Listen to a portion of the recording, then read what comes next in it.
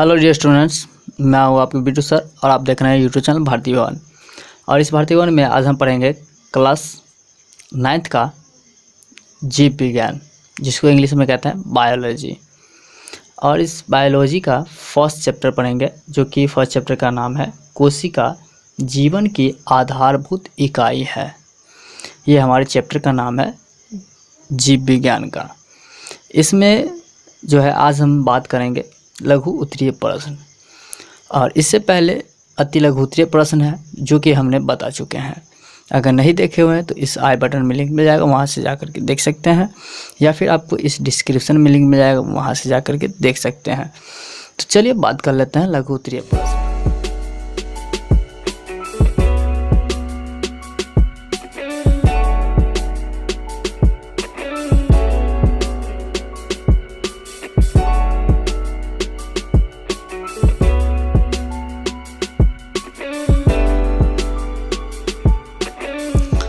तो देखिए कि लघु उत्तरीय प्रश्न में क्या कह रहा है।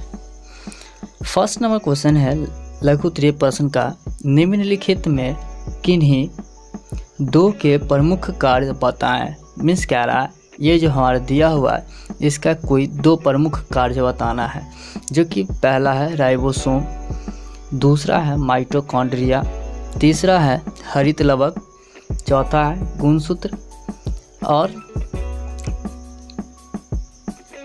पांचवा है गोल्जी उपकरण, छठा है रिक्तिका या रसधानी, सातवां है कोशिका भित्ति, आठवां है कोशिका झिल्ली और नौवां है लाइसोसोम। इसके कोई दो दो हमारा क्या करना है, कार्य बताना है। ठीक है, तो यहाँ पे क्या करना है, किन्हीं दो के प्रमुख कार्य बताने हैं। यानी ये हमारे पास 9 पॉइंट दिया हुआ है, इस 9 में से किसी दो का मुख्य कार्य बताना है। तो देखिए हम इस सब का हम कार्य बता दे रहे हैं, आप कोई दो ले लेंगे। ओके, तो देख लीजिए, हम सबसे पहले बात कर लेते हैं राइबोसोम। राइबोसोम का कार्य है, इसमें प्रोटीन का संश्लेषण होता है, ये हमारा कार्य है, प्रमुख कार्य। सेकेंड नंबर देख लीजिए, माइटोकॉन्ड्रिया का क्या क्या कार्य है। पहला कार्य है यह ऊर्जा एटीपी यानी एडेनोसाइन ट्रीफॉस्फेट के रूप में जमा रहता है। आप क्या करेंगे, इस एटीपी का फुल फॉर्म याद कर लेंगे, क्योंकि ये 1 नंबर के क्वेश्चन में पूछता है। ये एटीपी जो है का फुल फॉर्म 1 नंबर क्वेश्चन में ये पूछता है, ऑब्जेक्टिव पूछता है, आप याद कर लेंगे क्या है, एडेनोसाइन ट्रीफॉस्फेट। इसका रहता है कोशिका नए यौगिक के निर्माण के समय एटीपी में संचित ऊर्जा का इस्तेमाल करती है। वही दूसरा कार्य है क्रिस्टी से अंदर की झिल्ली का सतह क्षेत्र क्या करता है, बढ़ता है। अब हम थर्ड नंबर पे आते हैं। तो थर्ड नंबर में क्या है, हरित लवक। हरित लवक का कार्य देख लेते हैं।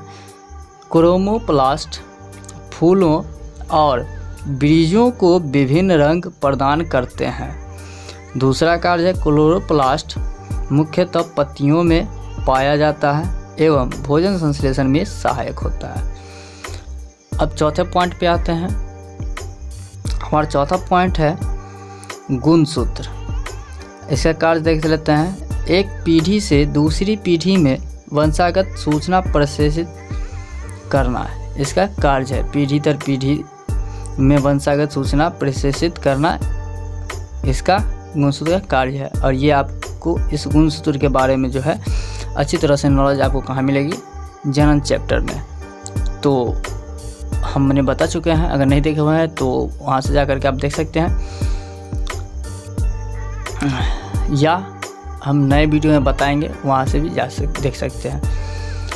तो अब 5 नंबर पॉइंट पे आते हैं, गोल्जी उपकरण। गोल्जी उपकरण का पहला कार्य क्या है, कोशिका का मुख्य श्रावण अंगक है। और अगले कार्य की बात कर लें तो अगला कार्य क्या है, ए नंबर में है, बी हो गया। दूसरा कार्य है लाइसोसोम एवं पैरोक्सिसोम के निर्माण में मदद करता है। तीसरा काम है पादप कोशिका विभाजन के समय कोशिका प्लेट यानी सेल प्लेट इसको कहते हैं, कोशिका प्लेट को बनाने में सहायक होता है। उसी तरह अब हम आते हैं 6 नंबर पॉइंट पे। 6 नंबर पॉइंट हमारे क्या है, रस रिक्तिका या फिर रसदानी। जंतु कोशिका में यह जल संतुलन का कार्य करती है। दूसरा, कोशिका रस में मौजूद विभिन्न पदार्थों की कोशिका द्रव्य से अलग रखती है। तीसरा कार्य है पादप कोशिकाओं में ये स्फीति तथा कठोरता प्रदान करती है। वही हमारा अगला पॉइंट है 7 नंबर। 7 नंबर कोशिका में है कोशिका भित्ति। इस कोशिका भित्ति में का पहला कार्य है यह कोशिका को सुखाने से बचाता है। यानी कि ये कोशिका भित्ति क्या करता है कि सुखाने का से बचाता है, यानी हमारा जो कोशिका है वो सूखे ना, उसको सूखने से क्या करता है, बचाता है। दूसरा कार्य है कोशिका भित्ति का, यह कोशिका झिल्ली की रक्षा करती है। तीसरा कार्य है कोशिका भित्ति की, यह कोशिका को सुरक्षा और सहारा भी प्रदान करती है। उसी तरह अब हम आते हैं अगले पॉइंट पे। अगला पॉइंट हमारा 8 नंबर है। 8 नंबर में क्या है, कोशिका झिल्ली। अब कोशिका झिल्ली की का कार्य देख लेते हैं। पहला कार्य क्या है, यह कोशिका को यांत्रिक सहारा प्रदान करती है। यानी ये जो कोशिका झिल्ली है वो कोशिका का जो यांत्रिक यानी कि अंदर का जो है अंदर सहारा प्रदान करती है, अंदर ही से, ठीक है, अंदर से। दूसरा कार्य है यह एक सीमित झिल्ली का कार्य करती है। तीसरा कार्य है यह कोशिका का एक निश्चित आकार बनाए रखने में सहायता करती है। ये हो गया हमारा 8 नंबर पॉइंट तक। अब हम आते हैं 9 नंबर पॉइंट। तो 9 नंबर पॉइंट में देख लीजिए क्या है, लाइसोसोम का इसका जो कार्य है, पहला जीवाणु एवं वायरस से रक्षा करता है, क्या, लाइसोसोम। दूसरा कार्य है लाइसोसोम का, जिस कोशिका में रहता है उसी को आवश्यकता अनुसार नष्ट करने का कार्य करता है। तीसरा कार्य है इसका, कोशिका में प्रवेश करने वाले बड़े कणों एवं बाह्य पदार्थों का पाचन करता है। क्या करता है, पाचन करता है। ओके, तो ये हमारा फर्स्ट नंबर क्वेश्चन हो गया कंप्लीट। अब हम नेक्स्ट क्वेश्चन पे आते हैं, सेकंड नंबर क्वेश्चन। इससे पहले हमारे चैनल को सब्सक्राइब नहीं किया तो सब्सक्राइब कर लीजिए और बेल आइकन को दबा लीजिए, क्योंकि आपको पता है कि इसी तरह का वीडियो यहाँ अपलोड होते रहता है। तो चलिए हम आते हैं अगले नंबर सेकंड नंबर क्वेश्चन पे। किस प्रकार की कोशिका को प्रोकैरियोटिक कोशिका कहा जाता है? यानी कि हमसे पूछा जा रहा है कि ऐसा कौन सा कोशिका है जिसको हम प्रोकैरियोटिक कोशिका भी कहते हैं। तो इसका आंसर हो जाएगा प्रोकैरियोटिक एक प्रकार की एक कोशिकाओं में नाभिक नहीं होता है, वह नाभिकीय क्षेत्र न्यूक्लियोइड कहलाता है। यानी कि कोशिका को प्रोकैरियोटिक कोशिका कहा जाता है। किस प्रकार की कोशिका को? तो न्यूक्लियोइड कोशिका को कहा जाता है। इस कोशिका का द्रव्य के साथ सीधा संपर्क होता है। ओके, अब हम नेक्स्ट क्वेश्चन पे आते हैं। हमारा नेक्स्ट क्वेश्चन है 3 नंबर। 3 नंबर क्वेश्चन में क्या कह रहा है, पादप कोशिकाओं और जंतु कोशिकाओं में मुख्य अंतर क्या है? यानी कि हमारे पादप कोशिका और जंतु कोशिका में अंतर बताना है। तो हम यहाँ पे ले लिए है पादप कोशिका और यहाँ ले लिए है जंतु कोशिका। जैसे पादप कोशिका का पहला अंतर है कि सेलुलोज से बनी कोशिका भित्ति होती है। यानी कि पादप कोशिका जो होता है वो सेलुलोज से बनी हुई कोशिका भित्ति होती है, और वही जंतु कोशिका में जो है कोशिका भित्ति नहीं होती है। क्या होती है? कोशिका भित्ति नहीं होती है, बट इसमें होती है। पादप कोशिका का दूसरा है लवक पाए जाते हैं। यानी कि पादप कोशिका में जो है लवक पाया जाता है, लेकिन जंतु कोशिका में लवक नहीं पाया जाता है। सेंट्रोसोम नहीं होता है। यानी कि पादप कोशिका में जो है सेंट्रोसोम जो होता है वो नहीं होता है, बट जंतु कोशिका में सेंट्रोसोम होता है। चौथा, प्रायः आकार में बड़ी होती है।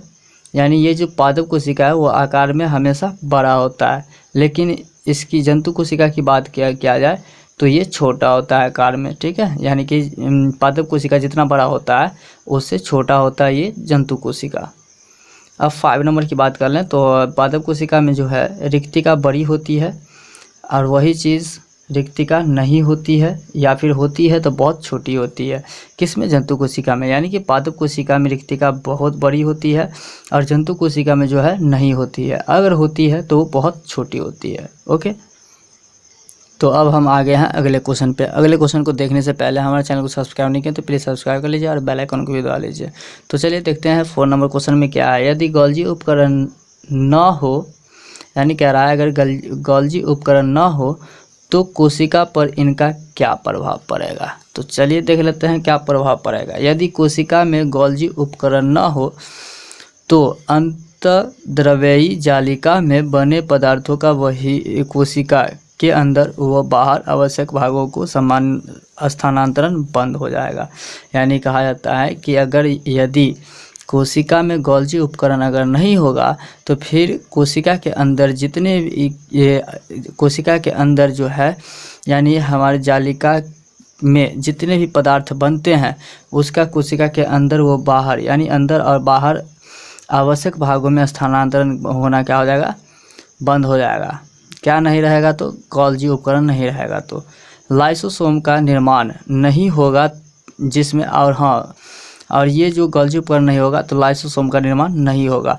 और लाइसोसोम का निर्माण नहीं होगा जिसमें क्या हो गया? जिसमें बहुत से एंजाइमों व हार्मोनों का निर्माण नहीं होगा। जिससे क्या होगा कि हार्मोन होगा का निर्माण नहीं होगा, एंजाइम का निर्माण नहीं होगा, जिससे क्या हो जाएगा? कोशिका से अपशिष्ट पदार्थों का निष्कासन नहीं होगा। और जब ये हमारे शरीर से अपशिष्ट पदार्थों का निष्कासन नहीं होगा तो फिर प्रॉब्लम होगा। इन सब से कोशिका का जीवन कम हो जाएगा। यानी इस तरह से क्या हो जाएगा कि कोशिका का जो भी जीवन होता है वो नष्ट हो जाएगा। और जब ये नष्ट हो जाएगा यानी हमारा शरीर खत्म हो जाएगा। ओके, अब आते हैं अगले क्वेश्चन पे, यानी 5 नंबर क्वेश्चन पे। तो 5 नंबर क्वेश्चन में है कोशिका के किस अंगक को बिजली घर कहते हैं और क्यों कहते हैं। यानी कि कहा जाता है कि ऐसा कौन कोशिका है जिसको हम बिजली घर कहते हैं, और अगर कहते हैं तो क्यों कहते हैं।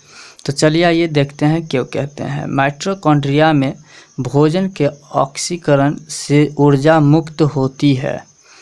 यहीं पर ऊर्जा एटीपी के रूप में संचित होती है, इसलिए इसे कोशिका का ऊर्जा संयंत्र कहते हैं।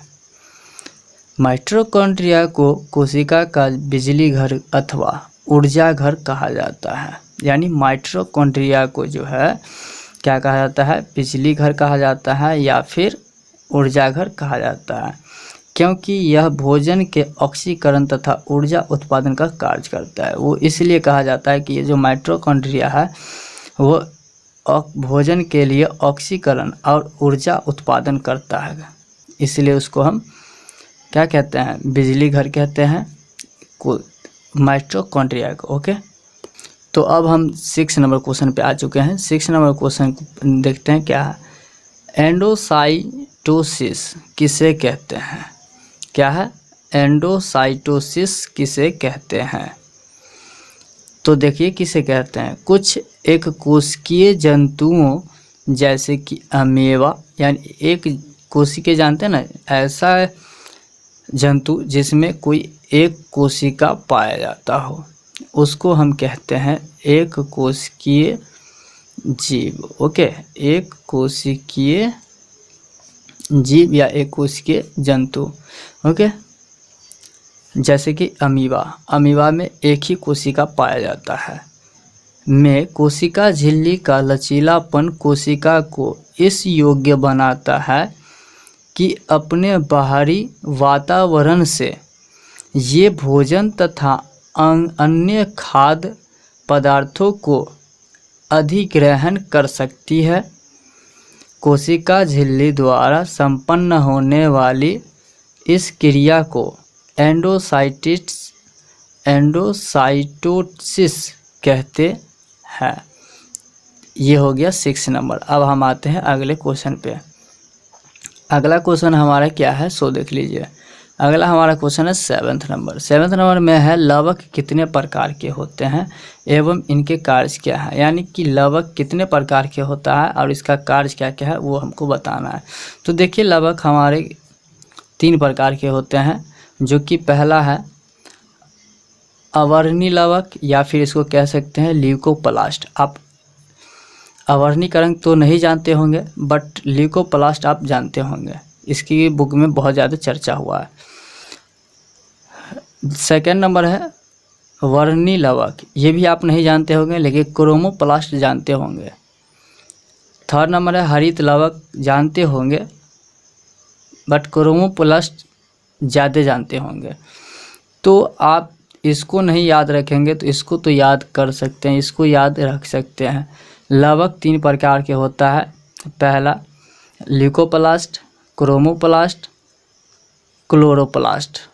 ओके, या फिर इसको ऐसे कह सकते हैं अवर्णी लवक, वर्णी लवक और हरित लवक।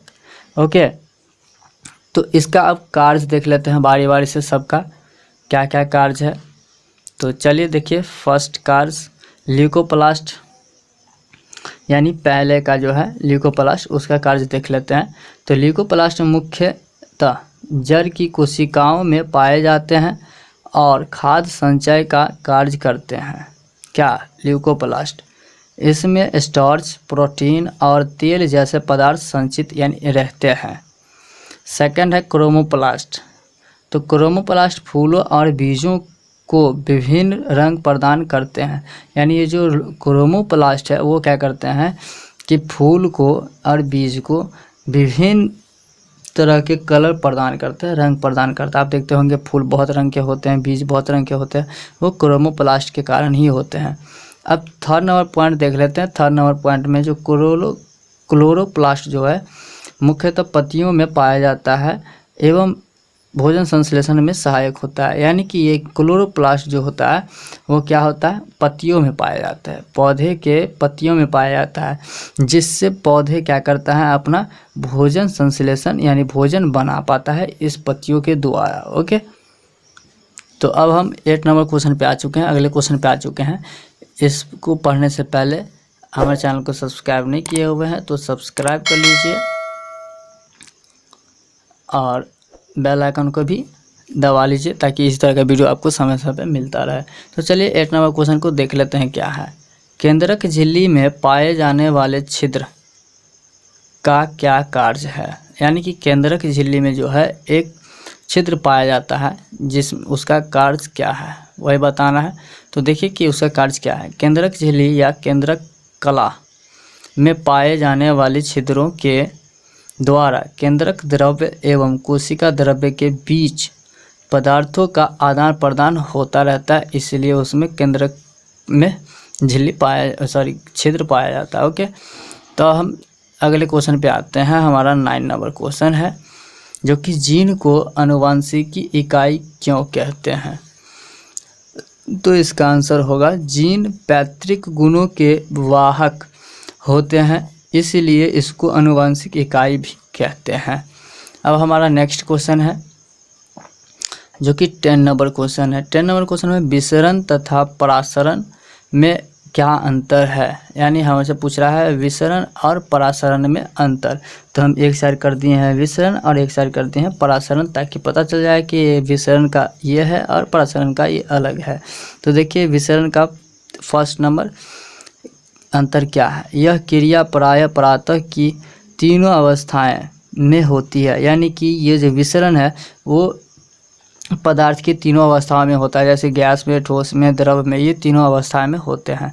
लेकिन परासरण जो है ये एक ही पदार्थ में होता है, वो भी द्रव पदार्थ में होता है। ओके, ये विसरण जो है पदार्थ के तीनों अवस्था में होता था, बट ये परासरण सिर्फ और सिर्फ द्रव्य अवस्था में होता है।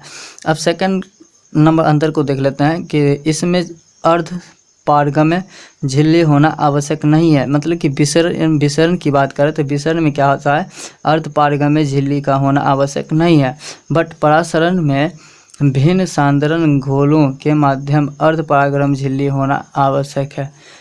क्या है, अर्ध पारगम्य झिल्ली का होना क्या है, आवश्यक है। ओके, तो ये हमारे क्या हो गया 10 नंबर क्वेश्चन हो गया कंप्लीट। अब हम आते हैं यहाँ पे 11th नंबर क्वेश्चन पे। 11th नंबर क्वेश्चन में क्या है कि जीवों में पदार्थों के परिवहन की क्या आवश्यकता है। यानी कि कह रहा है कि जीवों में जो है पदार्थों के परिवहन की जो है क्या आवश्यकता है उसके बारे में हमको बताना है। तो देखिए इसका आंसर क्या हो जाएगा कि जीवों में उपयोगी पदार्थों का अनेक मूल स्रोतों से शरीर के प्रत्येक कोशिका तक पहुंचाने तथा अनुपयोगी या फिर हानिकारक पदार्थों की कोशिकाओं से निकाल कर गंतव्य स्थान तक पहुंचाने की क्रिया को हम पदार्थों का परिवहन कहते हैं।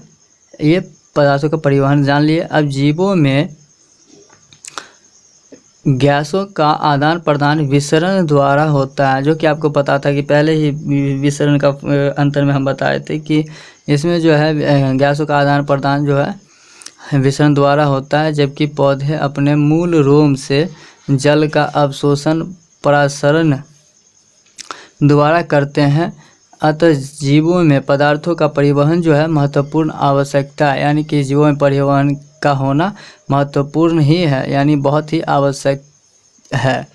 उसका जो हम नेक्स्ट क्वेश्चन पे आते हैं। हमारा अगला नेक्स्ट क्वेश्चन है 12 नंबर। 12 नंबर क्वेश्चन को देख लेते हैं क्या लिखा हुआ है। क्रोमोसोम तथा क्रोमैटिड में अंतर बताएं, यानी कि कह रहा है कि क्रोमोसोम और क्रोमैटिड में क्या अंतर है।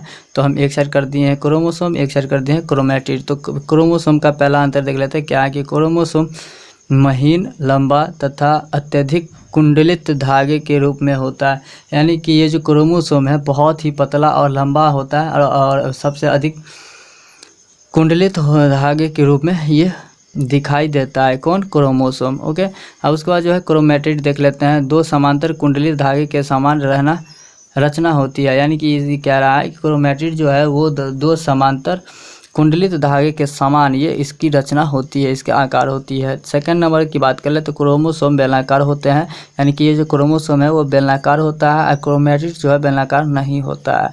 क्रोमोसोम बेलनाकार होता है, क्रोमैटिड बेलनाकार नहीं होता है। थर्ड नंबर की बात कर ले तो क्रोमोसोम के 3 भाग होते हैं, जो कि है पेलिकल, मैट्रिक्स, क्रोमैटिड। और वही अगर क्रोमैटिड की बात कर ले तो इसका कोई भाग नहीं होता है। क्रोमोसोम का 3 भाग होता है और क्रोमैटिड का कोई भी भाग नहीं होता है। ओके। तो हम आते हैं नेक्स्ट क्वेश्चन पे। तो हमारा नेक्स्ट क्वेश्चन है 13 नंबर। 13 नंबर में क्या कह रहा है, यूकैरियोटिक कोशिकाओं के मुख्य लक्षण क्या होते हैं, यानी यूकैरियोटिक कोशिका का जो है मुख्य लक्षण हमको बताना है, गुण बताना है। तो देखिए कि पहला लक्षण क्या है इसका सामान्यतः आकार बड़ा होता है, यानी किसका? यूकैरियोटिक कोशिका का जो आकार होता है वो बहुत बड़ा होता है। दूसरा देख लेते हैं, ये केंद्रक झिल्ली द्वारा घिरा होता है, यानी कि ये जो यूकैरियोटिक है वो केंद्रक झिल्ली के द्वारा वो घिरा रहता है। थर्ड नंबर की बात कर ले तो इसमें 1 से अधिक गुणसूत्र होते हैं। 4 नंबर की बात कर ले तो इसमें केंद्रक पाई जाती है। 5 नंबर की बात कर ले तो इसमें झिल्लियों से बने कोशिकांग पाए जाते हैं। उसका जो है हम 6 नंबर देख लेते हैं कि क्या है।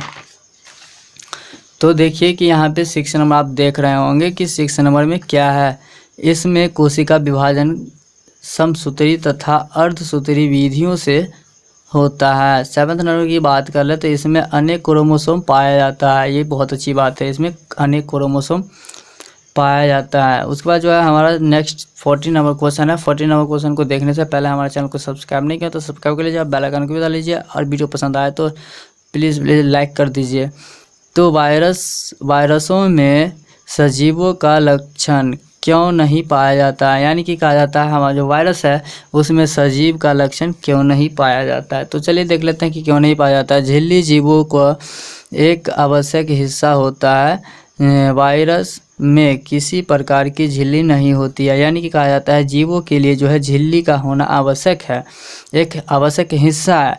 वही वायरस की बात कर ले तो वायरस में जो है किसी भी प्रकार का झिल्ली नहीं होता है, इसके चलते इसमें सजीवों का लक्षण नहीं पाया जाता। और उसी चलते जो है यानी सजीवों में क्या होता है कि झिल्ली होने के कारण ही उसमें सजीव में कोई भी लक्षण होता है, और ये वायरस है उस वायरस में ये झिल्ली नहीं होता है, जिससे कि इस सजीव वाला कोई भी लक्षण इस वायरस में नहीं होता है। उसका जो है एंड लास्ट क्वेश्चन नंबर देख लेते हैं 15 नंबर। 15 नंबर लास्ट क्वेश्चन में क्या कह रहा है सो देखिए। चिकनी अंतःप्रद्रवी जालिका तथा खुरदरी अंतःप्रद्रवी जालिका में मुख्य अंतर बताएं। यानी इसमें जो है चिकनी अंतःप्रद्रवी जालिका, खुरदरी अंतःप्रद्रवी जालिका यानी चिकनी मतलब बहुत ही प्लेन, खुरदरी यानी कि बहुत ही उबड़ खाबड़ वाली अंतःप्रद्रवी जालिका के बारे में हमको अंतर बताना, दोनों में क्या क्या अंतर है। तो खुरदरी अंतःप्रद्रवी जालिका की सतह पर राइबोसोम होते हैं जो प्रोटीन संश्लेषण का कार्य करता है। वही चीज़ चिकनी अंतःप्रद्रवी जालिका पर राइबोसोम नहीं होता है, ये लिपिडों को स्रावित करती है। हो गया, ये हमारा हो गया कंप्लीट लघु उत्तरीय परत। और ये वीडियो पसंद आए तो प्लीज़ इस वीडियो को क्या कीजिए, लाइक कर दीजिए और अपने दोस्तों में शेयर भी कर दीजिए। और इसी तरह का कोई वीडियो चाहिए तो फिर आप हमें कमेंट कर सकते हैं। कमेंट करके आप हमसे कुछ भी पूछ सकते हैं, कोई भी प्रॉब्लम होता है तो उसको हम पूछ सकते हैं, हम आपको ज़रूर बताएंगे। और तो चलिए आज के लिए थैंक यू।